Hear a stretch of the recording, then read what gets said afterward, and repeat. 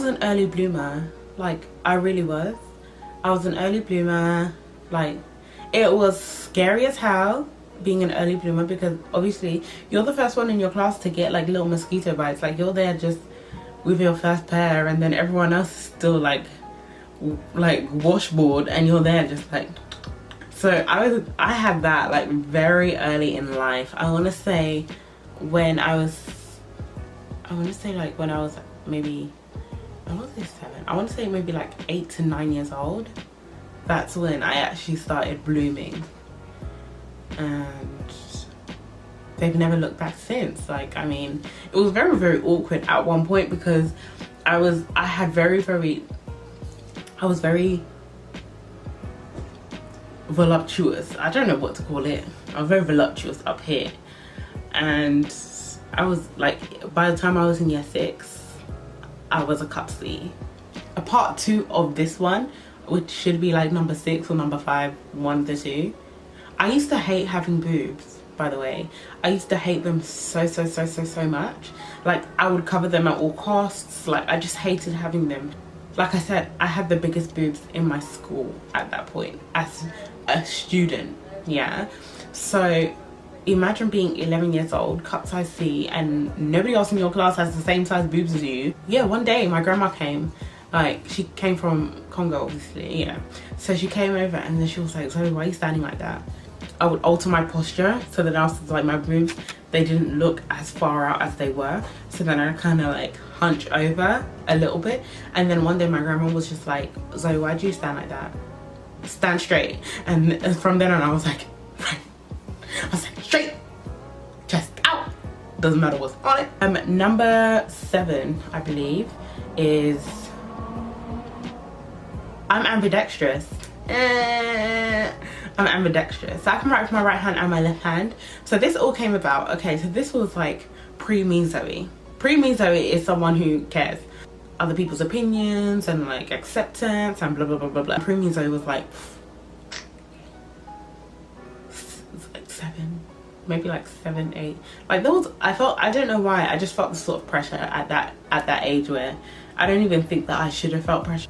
I did everything with my left hand, and basically, like, when I was in school, it was kind of like I looked around and I was like one of the only people that was left-handed. And you know, in school, how all the scissors are for right-handed people and there are like 2 for left-handed people. It will always be the case that teachers are like, "Anybody need left-handed scissors?" And I'd be like, so then it just came about that I felt pressure, and I decided, all right, we're gonna train your right hand and we're gonna make you right-handed. So then that's what I did. I literally trained my right hand. I want to say I did it over like summer holidays, and then afterwards I kind of like reflected. I sat back and I was thinking, Zoe, you are originally left-handed. Why are you not writing with your left hand? So then I trained my left hand back up again, and I was like, right, you're gonna do the damn thing. You're left-handed. Be left-handed. So then I like trained up my hand, and then boom. I can actually speak 4.5 languages.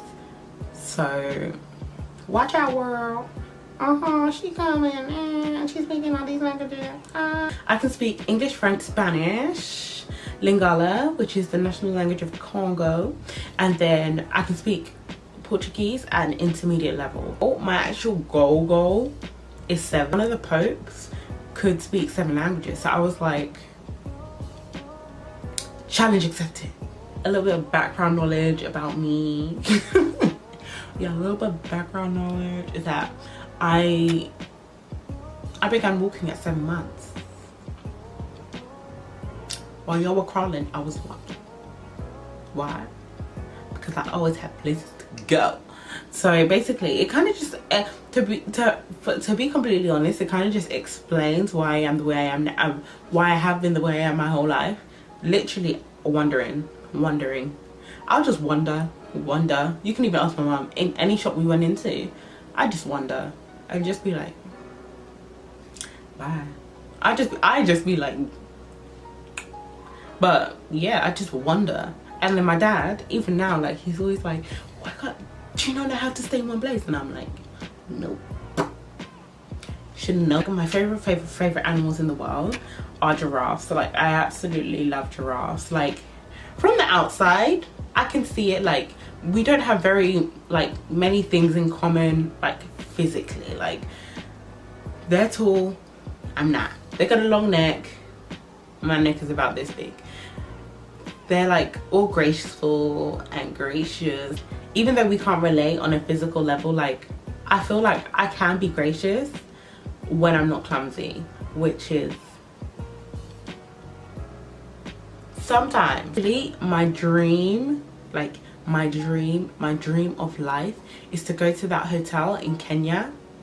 I think it's a hotel, yeah, I think it's a hotel in Kenya where giraffes can just pop their heads in, you can feed them and you can have breakfast together.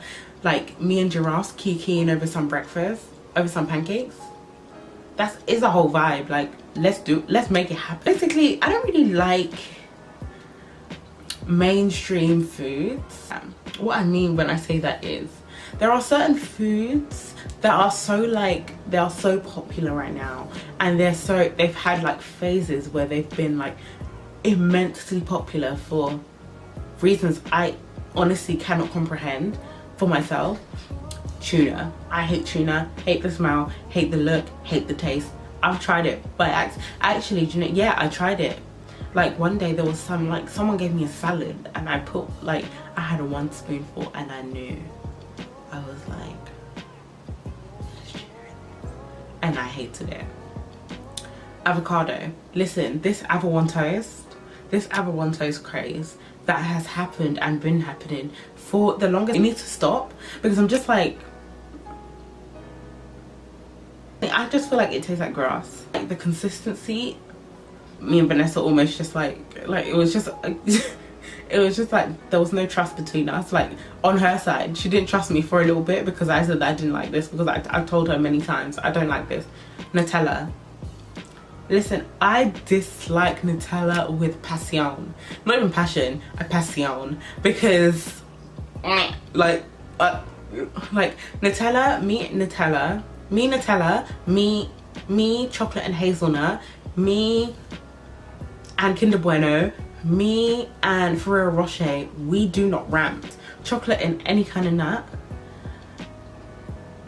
Get your mind out the gutter. Get your mind out the gutter. That's what I meant. Salmon, smoked salmon. Listen, I enjoy salmon when I put it in the oven. And it cooks for a while and there's some sort of like, it has some sort of texture, some sort of like, it has a more solid consistency.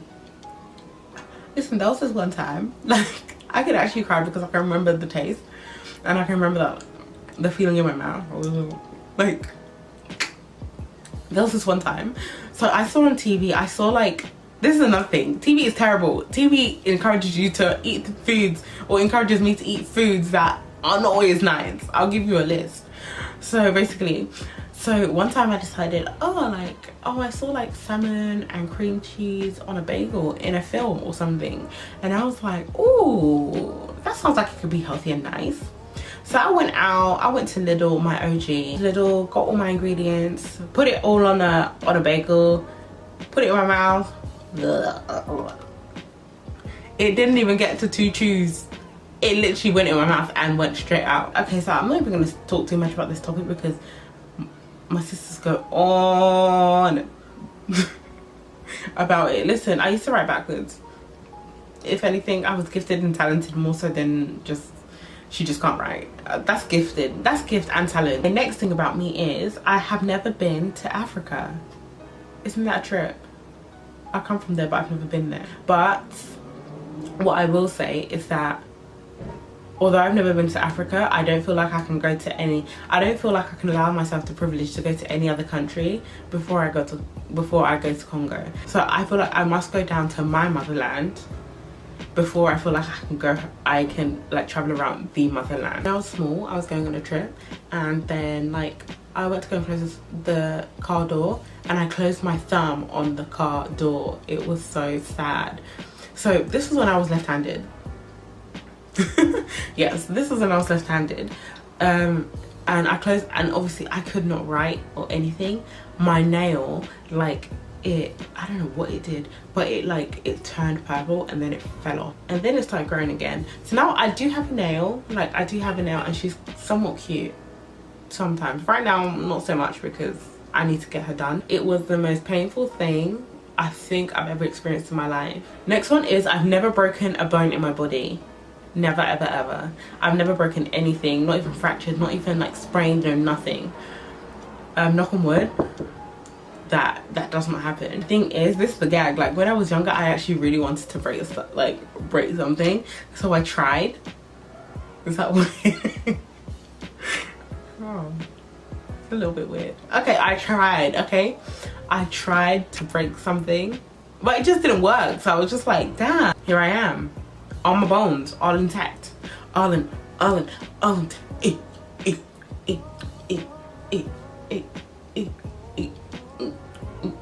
next one. Ooh, I'm coming out with all of them like all up in your face, damn. So next one is I actually used to play the violin. I used to play the violin and I was actually very, very good at it. I actually don't know why I stopped. And afterwards I was like, oh, let me just play the piano instead. So then I moved to piano. Wrongest or worst? Wrongest. What is this? Wrongest. Like you are the wrongest. Wow, what sort of English? Wow. Listen, I took piano for about, I want to say 2-3 times. In those 2 times, what do you think I picked up? I'm gonna wait because then I picked up nothing. I learned how to do chopsticks, and even so I didn't learn how to play that during the lesson. I learned how to play that elsewhere. I know how to play chopsticks, and that is about it. Next one is a little bit of an embarrassing one. This was one of my first jobs ever. I was thinking, yeah, so you're gonna get some cash, you're gonna earn some coin. That didn't really happen like that. I worked for 2 days and then I was done. Not I was done, they were done with me. Low-key. Okay, so basically this is what happened. No, it wasn't bad, like it wasn't my fault. It's not like anything, like I didn't do anything to like make this happen. So you know how normally at jobs, like they assign you roles, like so most of the time from hour to hour you have something that you're doing, and like everybody will have like a certain thing that they're doing. So then after you know that all your bases are covered and whatnot. I had nothing to do. They gave me nothing to do. I was like, any job that would like pop up or that I thought, oh, I could do that, I would run and do it. And then I'd come back to like the food court area and I'd literally just be like twiddling my thumbs, looking around.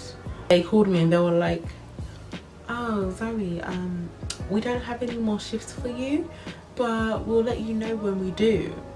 And I'm thinking, okay, so you just fired me because you just fired me. Just say that you fired, like just say that like we're just not a good match, because really and truly we weren't. I was doing nothing. I really laughed over it because they genuinely said, oh yeah, we'll call you when there are more shifts. Excuse me, I have never had a call from them ever in my life. Thank you guys so much for watching. I really enjoyed this video. Literally, it made me like think all the way back, made me go all the way back in the archives for this one, because honestly, like some of the things I'm just like, raw, like this really happened, that actually happened. But yeah, so thank you so much for watching. I hope you enjoyed this. If there's anything that like, kind of resonates with you, or if there's anything that you feel like, oh, me too. Also, if you're a part of the people, listen, come close. If you're part of the people that do not like avocado on toast, or do not like avocado, period, please comment below. Please comment below, because we need to stick together up in this world. It's not all the time Nutella, it's not all the time avocado. I would really appreciate it from the bottom of my heart if you could give this video a like, subscribe, if you could comment down below, if you could share this video. I'd really appreciate it, and I will see you later. Bye.